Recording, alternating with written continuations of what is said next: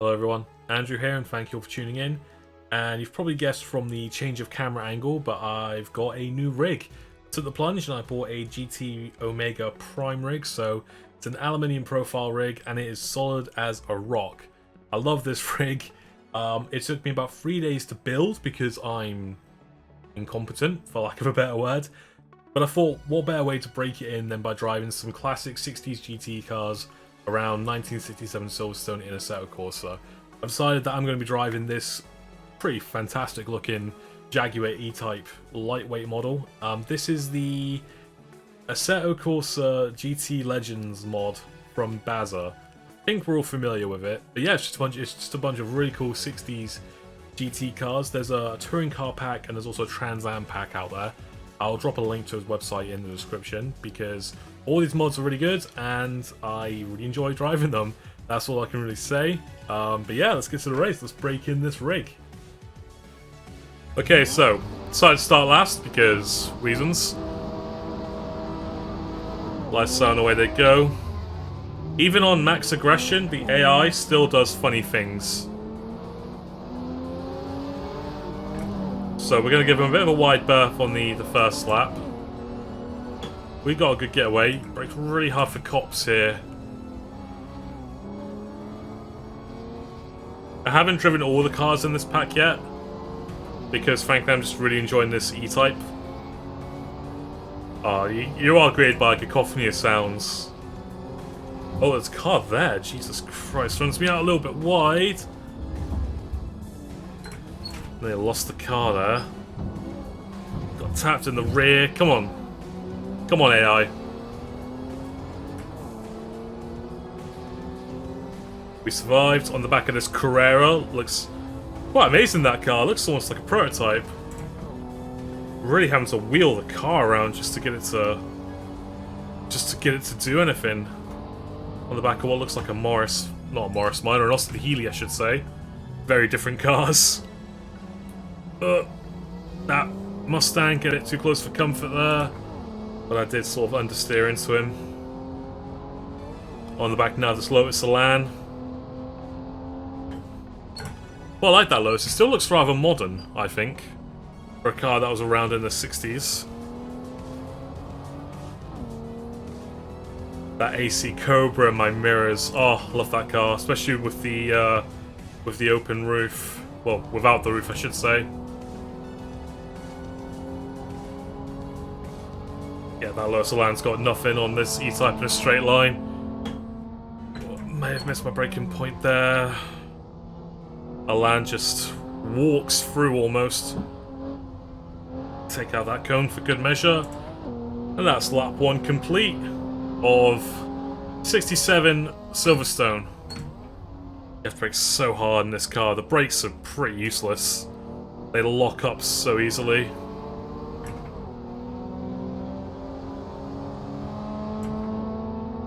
Sounds nice, doesn't it? Okay, into Maggots and Beckett's. Or just Beckett's, I would say. Maggots didn't come till a lot later. Come on, get round. Slightly off camber, that corner. The car really doesn't like it. This looks like the Ferrari, I want to say. It's round wide. Let's come back onto the track. Actually, that was another Porsche Carrera, actually. On the back now of what looks like our sister E-Type. I'm driving the lightweight model. This car looks like the Le Mans variant. Into Old Stowe, again off camber, still is nowadays. The E-Type does not like off camber corners. Very challenging car to drive this, but I really enjoy it. It's funny, before sim racing, before I got really into sim racing, I wasn't like mad on classic cars. But I enjoy driving them just as much as any sort of modern day prototype or F1 car. Okay, what is that corner called? I've always known it as the old chicane. Fireworks going off. That's a setting I've not learned to turn off yet in Content Manager. Okay, we're on the grass here, aren't we? Nope.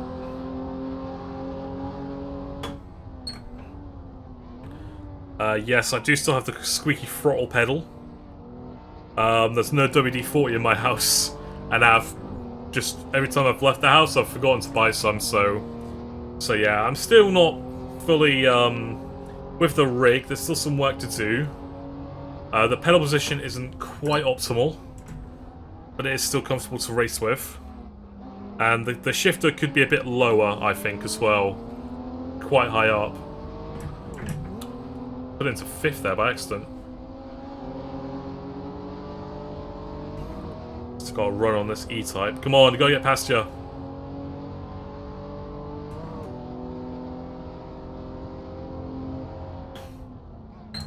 Down to Stowe. Very deep to the inside there.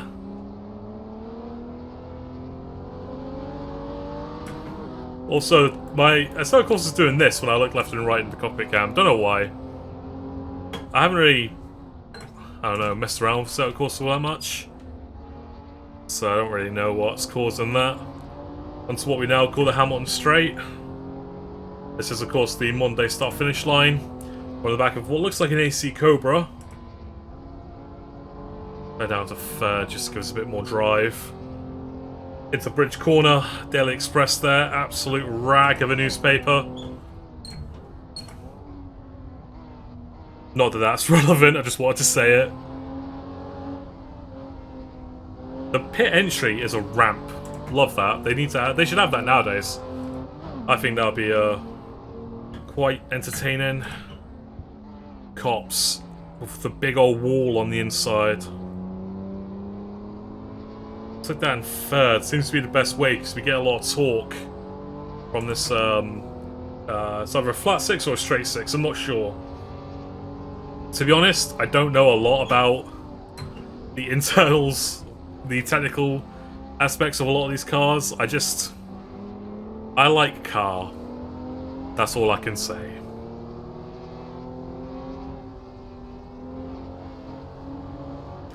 Oh. AC Cobra breaking in a straight line as there's contact with the Porsche that ran wide. Massive pile up behind me and looking in the mirror. That is, Christ, could you imagine that something like that happen nowadays at a revival meeting? Imagine the bill on that.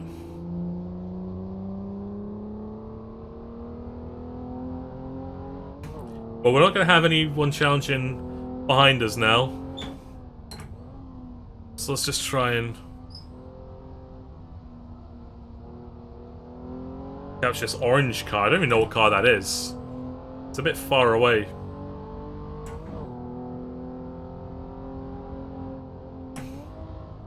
We've run wide. Very wide, very wide. Guessing from the grass texture there, they anticipate that.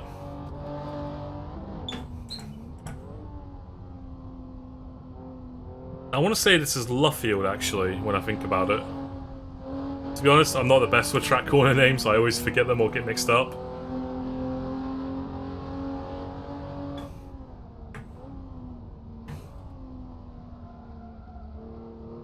I do love Silverstone as a circuit, and obviously this is historic, but yeah, I love modern Silverstone as well. A lot of people don't like it, and I don't really know why. I think because in a GT car, it is a bit boring.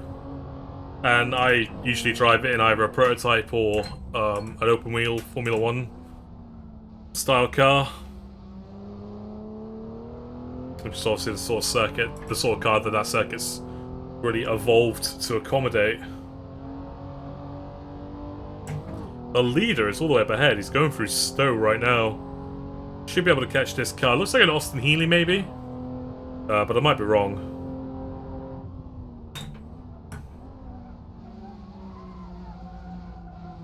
Get a second, go on. Get around there. I do enjoy the sound of this thing. Sounds really good. And I enjoy this rig as well. The whole point of this video is really to show off the rig. As well as the mod, of course.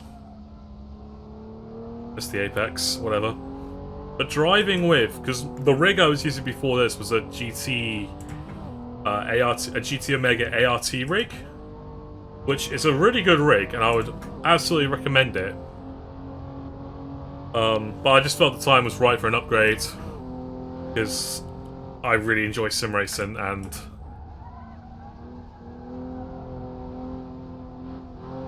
that was a bit of a drift there. Looks like it's a Mercedes 300 SL, I believe it's called. It's weird seeing one in orange though. That's towards you there. But the ART is a great rig, but it's pretty much on the floor, so it's a bit uncomfortable getting in and out of, and it does move around quite a bit. And unfortunately, mine was sort of knocking on my floor because the front right corner was like up in the air, and I couldn't understand why. So under high force feedback, it would just knock off the floor, which would create, you know, a banging sound downstairs in my living room, which my family didn't appreciate. So going from that to a rig like this, that is solid as a rock. I'm pretty sure this thing will outlast me. It does not move. It's awesome. It really does transform the sim racing experience. It actually, honestly, being able to feel all the force feedback, like not losing any force feedback through a shaky rig, it makes some games feel better. I did an IMSA race last night. I did it off stream because I did schedule a stream, but the clocks went back in the UK, so the race was actually an hour later than I like to plan. I like to do 2 IMSA races a stream, but the time change means I would only be able to do 1. But I'll reschedule that. But it generally made iRacing's force feedback, which isn't very good, I'll be honest. It made it feel better. It's just, you know, it has to be felt to be believed.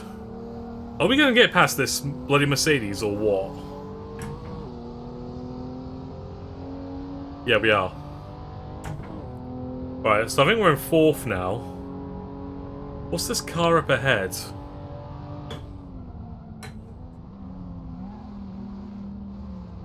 No, we don't want first. Don't know why I did that. I was in neutral. Damn. This Mercedes really wants to get past me.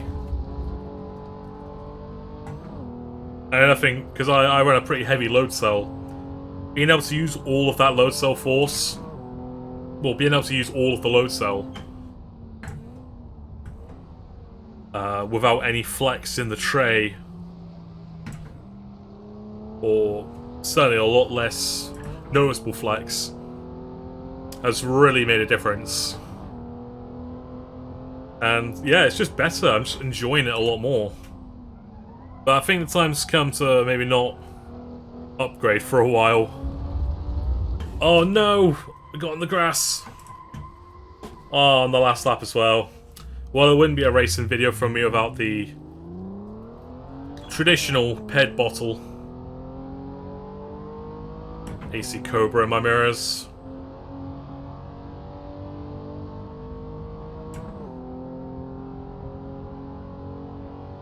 I would like a 144Hz monitor for the rig though, but maybe after Christmas. Maybe on Black Friday, actually. And of course, a DD wheel would be very nice. But again, we have to maybe wait for that. But it's nice knowing that now I've got the rig, I can think about these upgrades. Something like a DD wheel would not work on the ART rig. But anyway, guys, yeah, hope you enjoyed the video. We came 6th in the end. Would have been 3rd, I think? No, it would have been 4th without the spin, but oh well. It's not about the result, it's about driving. And this car, this E-Type Jaguar, lightweight model, very fun to drive. Highly recommend it. And also, highly recommend the whole mod. Like I said, I'll put the link to Bez's website in the description so you can download them all. If you like the video, please like. If you really liked it, please subscribe. It would make my day. If you really disliked it, then feel free to dislike and maybe leave a comment telling me why you disliked it. Thanks all for watching, guys, and I'll see you next time.